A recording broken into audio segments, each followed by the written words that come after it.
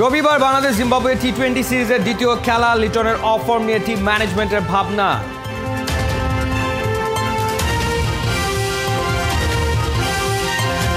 প্রচন্ড গরমে ওয়ানডে ভার্সনে ডিপিএল ক্রিকেটারদের জন্য অমানবিক বিস্ফোরক মন্তব্য করলেন সাকিব।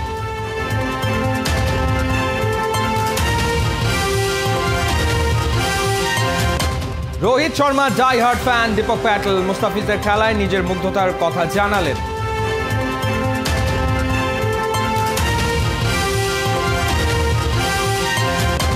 লিগ শিরোপার আরও কাছে বসুন্ধরা, আবাহনীকে 2-1 গোলে হারিয়েছে কিংরা।